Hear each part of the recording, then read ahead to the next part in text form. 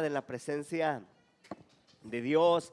Qué hermoso es deleitarnos juntos en armonía en medio de la alabanza y, y qué bello es también reconocer la presencia de Dios en nuestras vidas. Quiero darles la bienvenida a cada uno de ustedes en esta mañana. Qué bueno que están aquí entre nosotros, qué bueno que hiciste este tiempo para venir y adorar juntos a nuestro Señor y Salvador Jesucristo.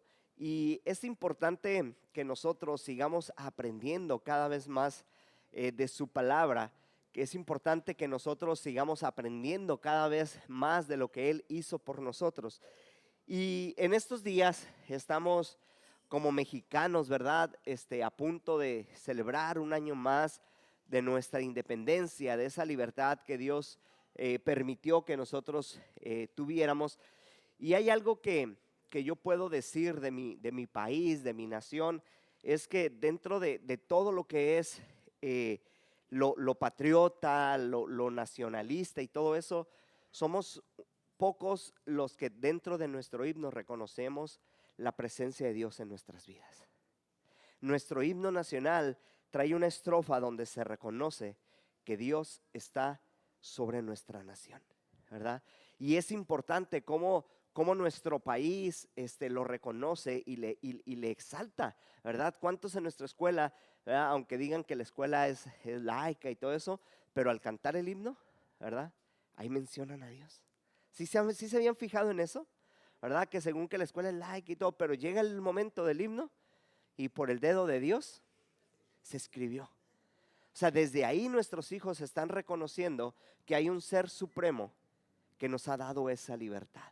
Y como mexicanos estamos muy contentos. Ya veo por ahí algunos que vienen con sus camisas típicas mexicanas. Qué padre, ¿verdad? Se siente esto, pero yo creo que aún es más padre, aún es más hermoso reconocer la libertad que Dios nos ha dado. Porque Dios nos ha libertado del pecado. Dios nos ha librado de las garras del enemigo y nos ha llamado de las tinieblas a su luz admirable. Y por eso le damos gloria a Dios en esta mañana. En un fuerte aplauso a Él. Y el tema que vamos a ver en esta mañana es cómo Dios nos libertó, ¿verdad? De las redes del pecado. Dios nos ha llamado de las tinieblas a su luz admirable y nos ha dado una libertad de las redes. Ahora, yo sé que al mencionar redes, ¿qué es lo primero que se les viene a las mentes ahorita? El internet, ¿verdad? Ya ahorita las redes, ya sabemos que son las redes sociales, ¿verdad? ¿Quién de aquí tiene una red social? Facebook, ¿verdad? Instagram, IG, perdón, ya no se dice Instagram, se dice IG. Yo tengo que actualizarme porque luego me hablan en claves y no sé lo que quieren decir. Acá te escriben y TQM. ¿Y qué es eso? Te quiero mucho. Y luego de repente te ponen GPI. ¿Quién sabe qué es GPI? Gracias por invitar, ¿no? O sea, los chavos ya ni siquiera quieren escribir, ¿no? Ya todo abreviado. Por ejemplo, ponen DTV. ¿Qué es DTV? Dios te bendiga, ¿no? Y luego ya ni el corazón lo hacen así, ahora lo hacen así. ¿Sí se han fijado que todo es, o sea, los jóvenes cada vez son más flojos? Cada vez quieren expresar menos sus emociones, ¿no? Cada vez son así. Pero ¿cómo Dios nos ha liberado de esas redes? Y no estoy hablando de las redes sociales. Estoy hablando de las redes del pecado. Porque si tú no te has dado cuenta, y a lo mejor eres observador, a lo mejor no, pero cuando en tu casa se arma una telaraña, ¿verdad? ¿Sí te has fijado cómo son las telarañas? Son unas redes, van así y luego van en horizontal en vertical y en horizontal. Y están las redes y están tejidas estratégicamente para que cualquier animal que llegue y se pegue en la red ya no se pueda soltar. ¿Y qué pasa? Que esa vibración que los animales producen al quererse soltar de las redes, le está avisando a la araña que alguien ya cayó en su red. ¿Y qué es lo que hace la araña? Inmediatamente sale de donde estaba, va e inyecta su veneno sobre esa presa para que no se pueda escapar. Entonces, el pecado es muy similar a esto. El diablo, de una manera muy astuta, se ha encargado de tejer redes que nosotros a veces no nos damos cuenta, porque las redes, si ustedes han sido también muy observadores, no se ven. Tú puedes ir caminando y de repente, ay, traigo una red en la cara, ¿no? Porque no la viste. Solamente se llegan a ver cuando el rayo de sol está en cierta ubicación y tú estás también y como que ves el brillito y dices, ay, hay una red. Pero mientras no suceda eso, no te das cuenta. Entonces las redes que el enemigo teje son redes creadas para que tú y para que yo caigamos. Y en cuanto tú y yo tocamos esas redes, el diablo se da cuenta que tú estás ahí y va y te ataca. Pero lo interesante de aquí es que Jesús nos ha liberado de esas redes. Y vamos a leer un versículo en el cual vamos a basar nuestra enseñanza. Y esto está escrito en Gálatas capítulo 5, versículo 1.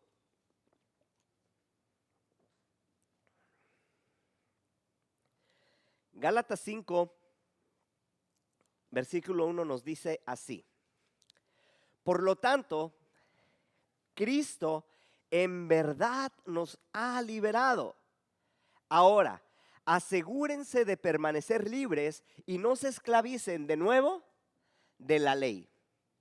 Este versículo Pablo se los está enseñando a la iglesia que estaba en Galicia, a los Gálatas, y les dice esta verdad.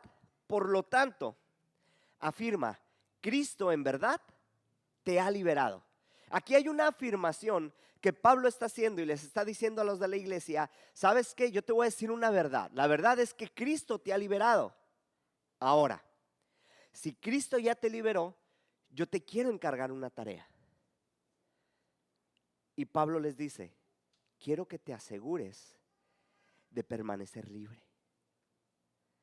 Yo quiero que tú te asegures, yo quiero que tú estés seguro de que vas a permanecer libre. ¿Por qué?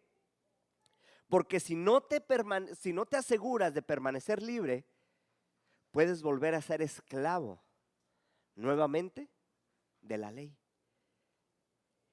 Y es que todos aquellos que somos papás nos damos cuenta que nuestros hijos, ¿cuántos tienen aquí hijos necios? A ver. Todos nuestros hijos son necios, todos. No hay uno que no sea necio.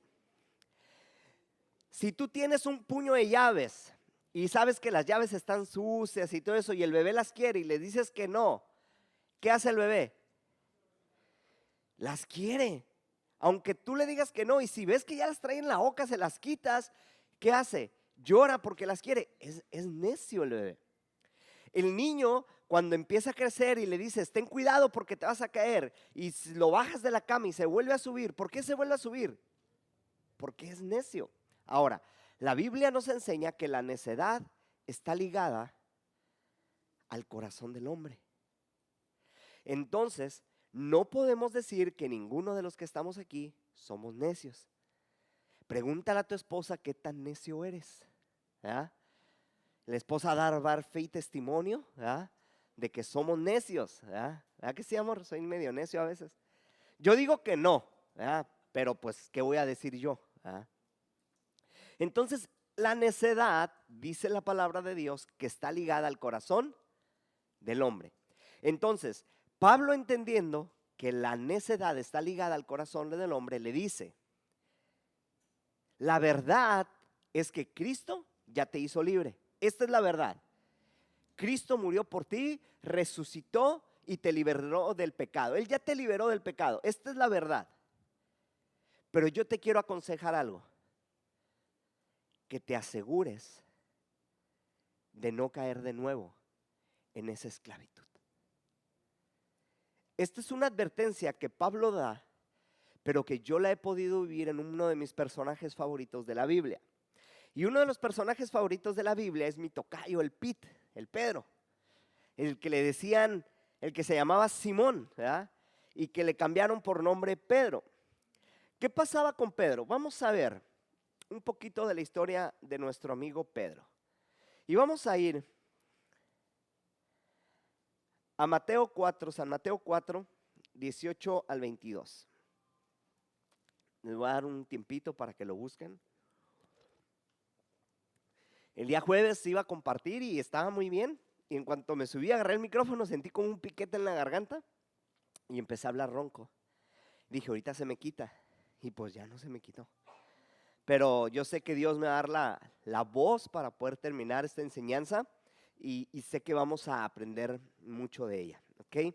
Entonces ya estamos en Mateo capítulo 4, versículo 18. Y nos habla acerca de los primeros discípulos. Y dice así: cierto día, mientras Jesús caminaba por la orilla del mar de Galilea, vio a dos hermanos, a Simón, también llamado Pedro, y a Andrés, que echaban la red al agua, porque vivían de la pesca. Jesús los llamó y les dijo: vengan, síganme, y yo les enseñaré cómo pescar personas. Y enseguida dejaron las redes y ellos lo siguieron. Aquí estamos escuchando una historia acerca de dos hombres que se ganaban la vida pescando. Uno de ellos era Simón, llamado Pedro, y el otro era su hermano, llamado Andrés. Ellos estaban siempre pegados a las redes.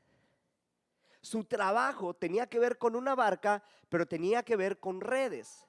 Ellos tenían que conocer bien las redes que usaban para pescar. Ellos tenían que conocer bien los días, las horas, para poder ir de pesca y que su pesca fuera exitoso.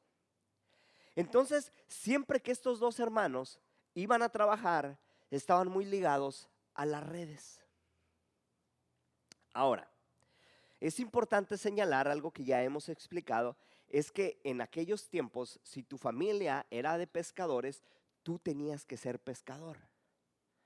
Si tu abuelo era pescador, tu padre era pescador, tú ibas a ser un pescador y tus hijos iban a ser pescadores. No había para dónde hacerte. Entonces, la familia de Pedro dependía de esas redes. La vida de Pedro dependía de esas redes.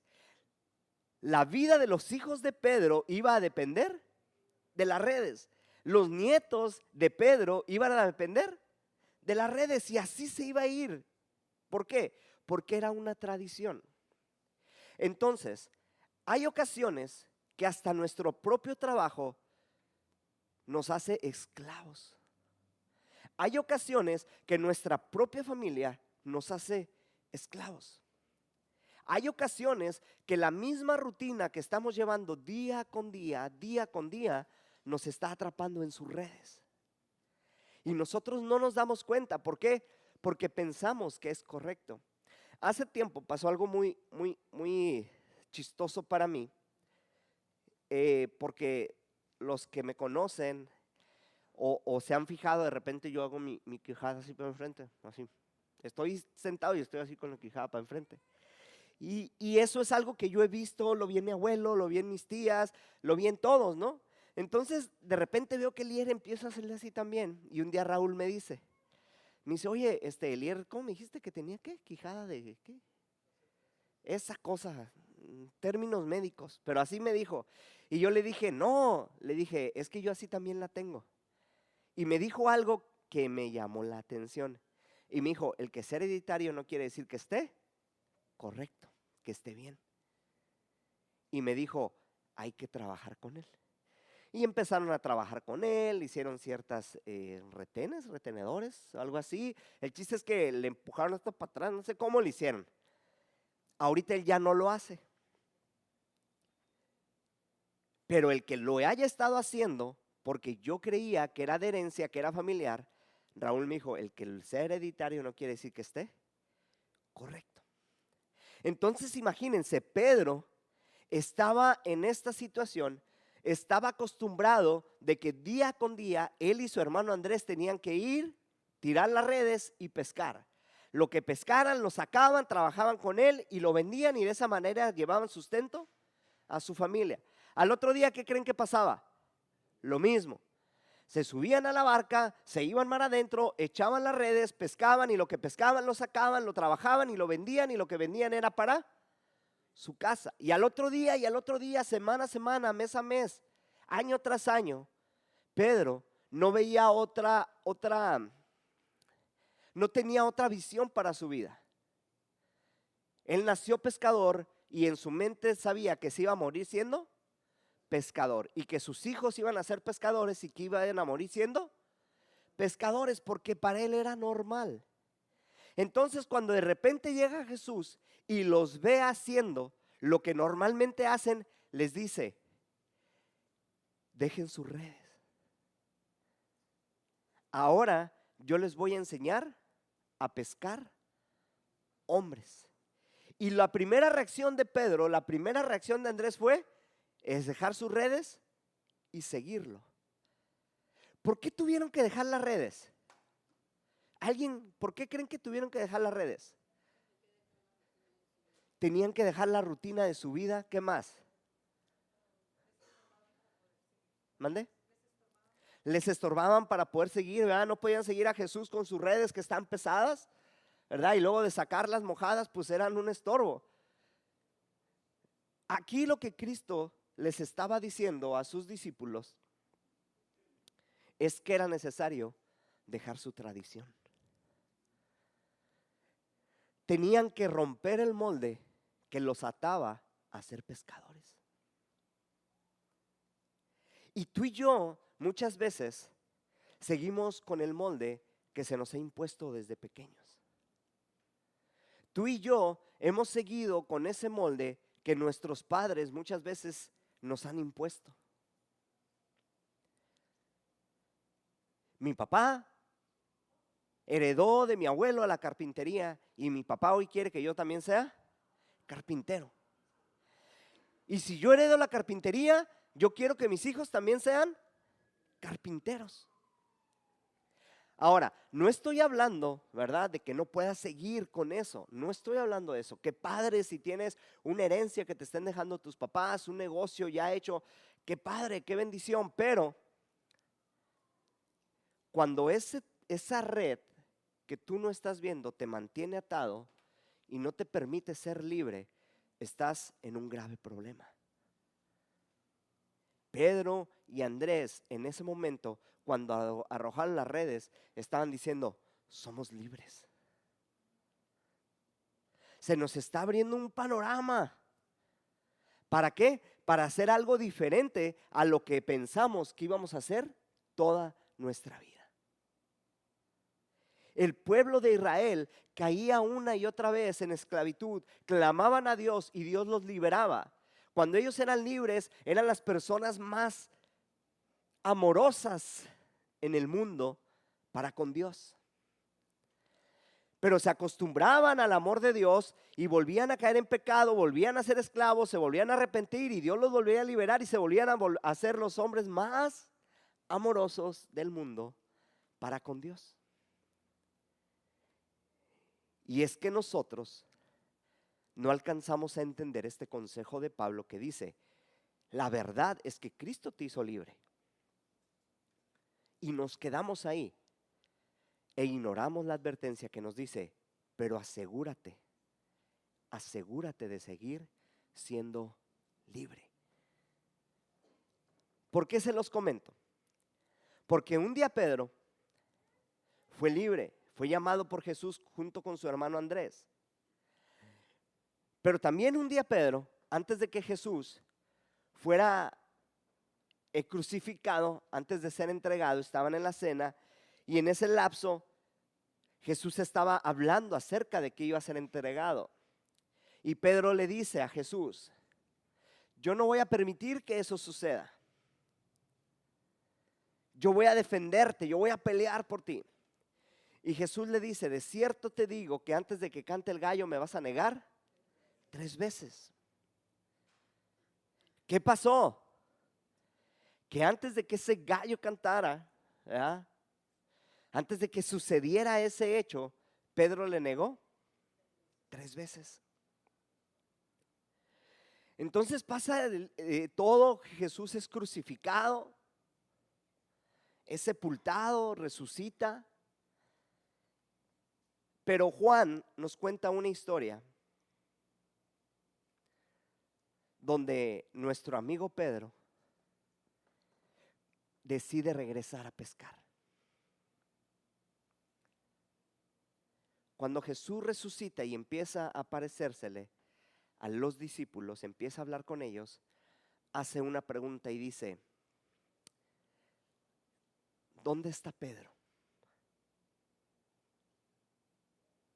¿Dónde está Pedro? Y los amigos le dicen: anda pescando. Se regresó a la pesca, volvió a agarrar su red, volvió a agarrar su tradición, volvió a agarrar esa herencia que le dejaban sus papás y que no le iban a dejar hacer lo que tenía que hacer, que era ser pescador de hombres. Y es que ciertamente, ¿verdad?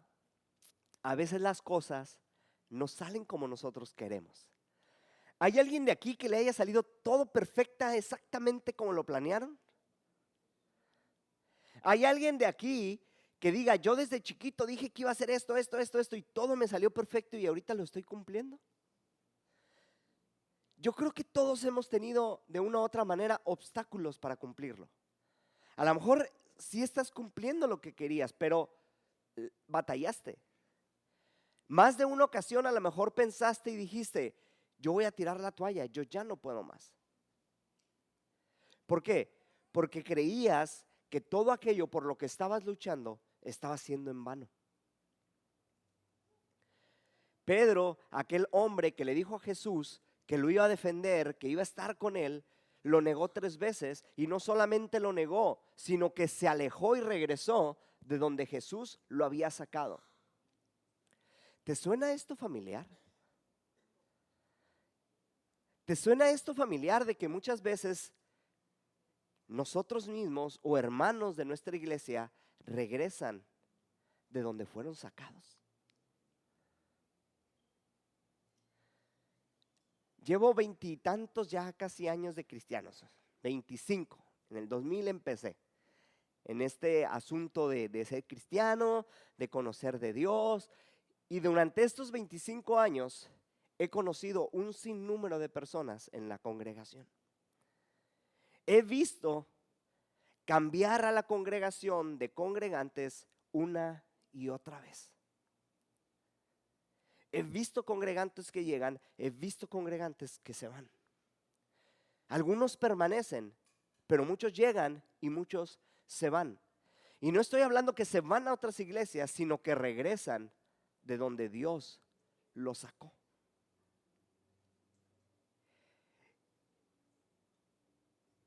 Y aquí voy a hacer una pausa de unos temas que voy a traer más adelante. La Biblia ilustra nuestro cuerpo como una casa y muestra esa casa limpia, muestra una casa ordenada.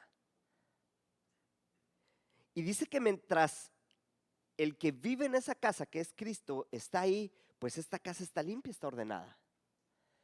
Pero cuando ya no está ahí el que la habita, dice que el que habitaba anteriormente, y se refiere a un demonio, dice que anda rondando la casa. Y cuando la ve vacía, ve que está limpia y ordenada, dice que regresa a ella. ¿Pero qué crees? Dice que no regresa solo, regresa con 7 peores que él. Entonces 7 más 1 nos da 8 personas, 8 demonios que van a habitar en esa casa. Y dice entonces esa casa o esa situación de este hombre tiende a ser peor de lo que era en un principio. Cierro el paréntesis, eso lo vamos a ver más adelante. Que cómo nosotros abrimos puertas y bueno. Yo he platicado con personas que en su momento me han dicho, es que yo conocí a Dios y nunca me voy a alejar. Yo he conocido el amor de Dios y le voy a servir siempre. Pasan los meses, a veces pasan los años y estas personas ya no las ves.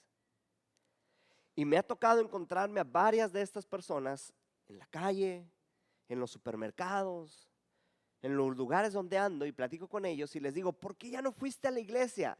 Y la primera respuesta que me dicen es que todo me estaba yendo muy bien. Pero dejamos de irnos, Dios había restaurado mi matrimonio, Dios había restaurado mi familia, dejamos de ir y ahora mi esposo y yo nos separamos. Mis hijos están en esto, mis hijos en otros. ¿Por qué? Porque la condición con la cual llegaron ahora es 7 veces peor. Entonces Pablo, conociendo esto, le dice a la iglesia de Gálata, la verdad es que Cristo ya te liberó. Ahora tú procura mantenerte libre. Cuídate de no caer nuevamente en lo que hacías antes. Porque Pablo sabía que la condición de lo que hacías antes iba a ser 7 veces peor de lo que era en un principio. Entonces cuando Jesús pregunta por Pedro, dice, ¿dónde está Pedro? Y le dicen, se regresó a pescar. ¿Puedes imaginarte lo que pensó Jesús? Si antes le iba mal, le va a ir 7 veces peor. Si antes no tenía para pagar sus impuestos, ahora no va a tener menos para eso. Entonces había una prioridad en Jesús de decir, llévenme a donde está Pedro. Yo quiero hablar con Pedro, yo quiero traerlo a donde lo había dejado, en una libertad. Yo no sé por qué Pedro se regresó, pero yo quiero traerlo. Entonces Juan nos habla y nos dice lo siguiente. Juan 21, 15 al 19.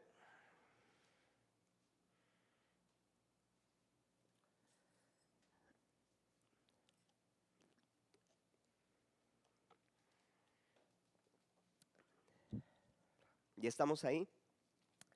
Yo estoy leyendo la Nueva Traducción Viviente, igual están en las pantallas también. Dice así, después del desayuno, Jesús le pregunta a Simón Pedro, Simón, hijo de Juan, ¿me amas más que estos?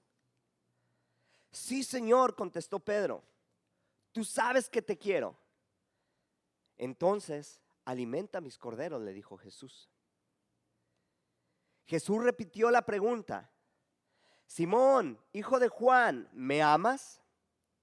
Sí, Señor, dijo Pedro, tú sabes que te quiero. Entonces, cuida mis ovejas, dijo Jesús. Le preguntó por tercera vez, Simón, hijo de Juan, ¿me quieres? A Pedro le dolió que Jesús le dijera la tercera vez, ¿me quieres? Y le contestó, Señor, tú sabes todo, tú sabes que yo te quiero. Y Jesús le dijo, entonces, alimenta a mis ovejas. Te digo la verdad, cuando eras joven, podías hacer lo que querías, te vestías tú mismo e ibas a donde tú querías ir. Sin embargo, cuando seas viejo, extenderás los brazos y otros te vestirán y te llevarán a donde no quieres ir. Jesús dijo eso para darle a conocer el tipo de muerte con el que Pedro glorificaría a Dios. Entonces Jesús le dijo, sígueme. La invitación que Jesús le hizo a Pedro cuando estaba pescando junto con su hermano es, sígueme. Pedro lo siguió. Pedro aprendió de Jesús. Pedro estuvo en el Getsemaní cuando Jesús oró 3 veces la misma oración de que su alma estaba angustiada. Pedro estaba ahí. Cuando pasó todo, Pedro se regresó y había una prioridad en Jesús de ir por Pedro. ¿Por qué? Porque sabía que su condición iba a ser 7 veces peor que la que lo encontró. Entonces cuando llega, y esto es fuerte, Cuando llega Jesús con Pedro, se sienta y hay una confrontación. Y la confrontación se trata de cuánto tú amas a Jesús. ¿Cuánto estás tú valorando la libertad que Jesús te dio? ¿Cuánto estás tú valorando lo que Jesús ha hecho por tu matrimonio? ¿Cuánto estás valorando tú lo que Jesús hizo por tu familia? ¿Cuánto estás valorando tú lo que Jesús está haciendo por tus hijos? Lo que Jesús está haciendo por tus nietos. ¿Cuánto lo estás valorando? Por eso Jesús le dice a Pedro: Pedro, ¿me amas? Y Pedro, con esa rapidez que él tenía para contestar, le dice: Señor, tú sabes que te quiero. Jesús piensa y dice: este no está entendiendo lo que yo quiero. Le vuelve a preguntar: Jesús, Pedro, ¿me amas? Y Jesús vuelve a responder: Señor, te amo. Y por tercera vez le pregunta: ¿me amas? Y entonces Pedro reflexiona y dice: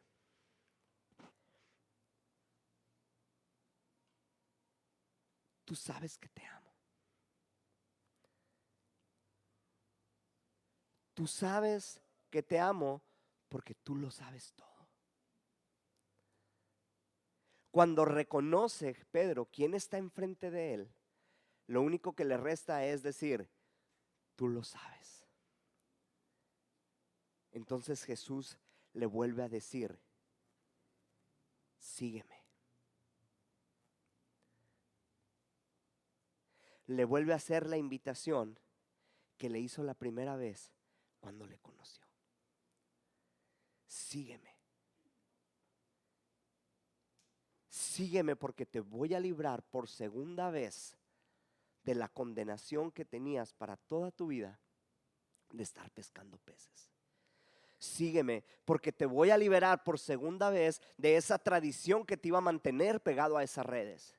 Sígueme porque te voy a liberar por segunda vez de todo aquello, de toda esa tradición que venía en tu familia, y quiero que hagas algo diferente. Sígueme por segunda vez. Y a veces a nosotros es tercera, cuarta, quinta, sexta, séptima, octava, novena. ¿Cuántas veces Dios te ha vuelto a decir a ti: sígueme? ¿Cuántas veces Dios no ha ido por ti y te ha rescatado desde donde tú decidiste regresar y te ha dicho: sígueme, he venido por ti? ¿Sabes por qué Jesús va una y otra vez por ti? Porque el amor de Jesús es incondicional. Corintios nos habla acerca de ese verdadero amor. Y termina diciendo que el amor nunca deja de ser. Por eso Jesús viene, Jesús vuelve una y otra y otra y otra y otra vez por ti. Y te saca nuevamente de donde estabas. Y tú puedes volver a regresar y Jesús llega y te saca nuevamente. ¿Por qué? Porque Jesús no se cansa. Él quiere que tú lo sigas una y otra vez. Porque Él quiere que estés libre de esas redes. Esa es la libertad en la que nosotros vivimos. Esa es la libertad en que nosotros debemos de caminar. Esa es la libertad en que nosotros nos debemos de gozar. Por eso cuando llegamos a la congregación y vemos a los hermanos estar tocando aquí en la alabanza, yo llego con esa libertad y digo: Señor, aquí estoy. ¿Por qué? Porque soy libre. Tú me has librado del pecado que me tenía con las manos abajo. Tú me has librado de todo aquello que me obstaculizaba tener una relación contigo. Por eso llegamos y decimos: Señor, aquí estoy, porque soy libre gracias a ti. ¿Cuántos de aquí son libres en esta mañana? Ahora, ¿cuántos están en la posición de que Jesús regrese por ti? Porque nos quedamos en la primera parte de decir: sí, es cierto, Jesús nos liberó, pero por ahí se nos olvidó y volvimos a caer en las redes de la ley. Volvimos a caer en las redes de nuestra tradición.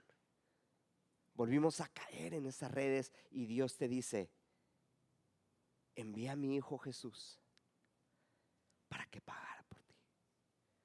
Dios te dice: envié a mi Hijo Jesús para que te trajera de esas tinieblas a una luz admirable.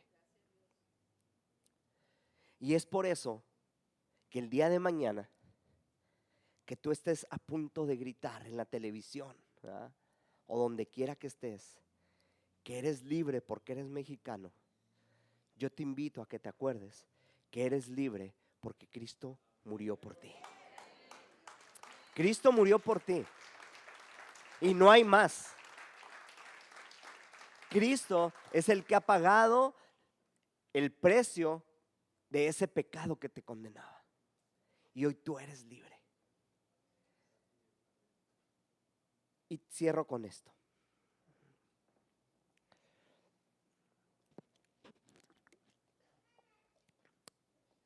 ¿Pueden pasar, Jackson?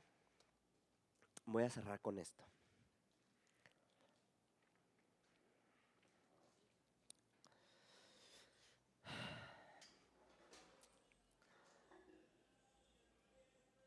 Si por cualquier situación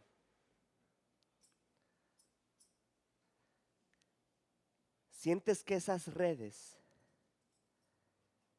te están queriendo atrapar nuevamente, si por cualquier situación tú sientes que no has podido ser libre en su totalidad,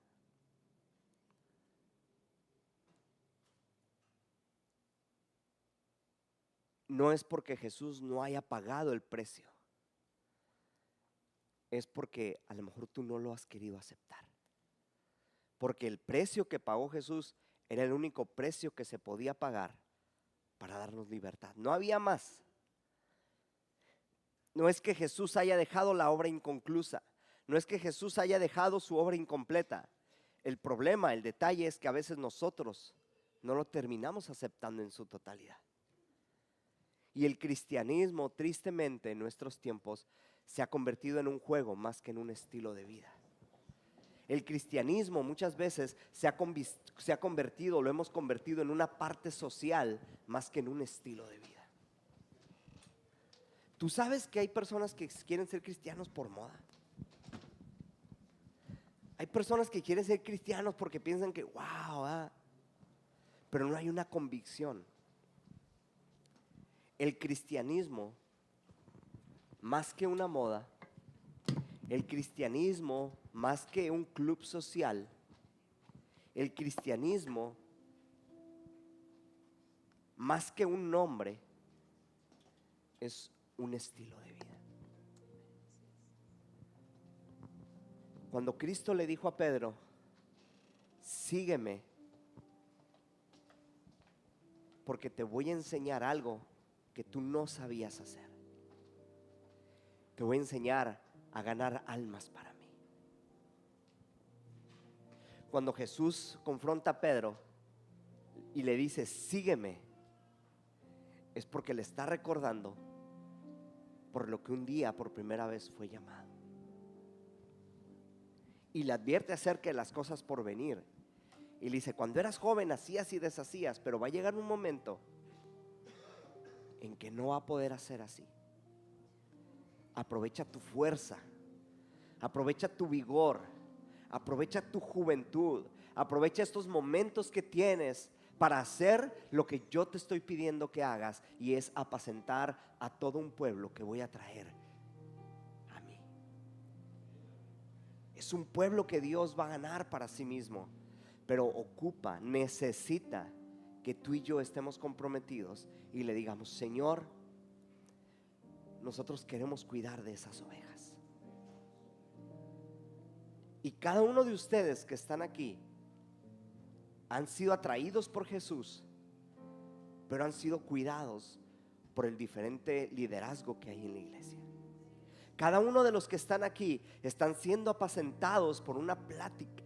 Cada uno de ustedes están siendo apacentados por las predicaciones. Cada uno de ustedes están siendo alimentados porque Cristo ha puesto en nosotros el deseo de apacentarlos, de amarlos, de protegerlos, de preocuparnos por ustedes. Porque Él no quiere que vuelvas a esa red de donde fuiste sacado. Y Dios te dice en esta mañana: hijo, pon tu nombre, o hija, pon tu nombre ahí. Y te dice lo siguiente: con amor eterno te he amado. ¿A poco no se oye bien bonito? Olimpia, con amor eterno te he amado. Héctor, con amor eterno te he amado.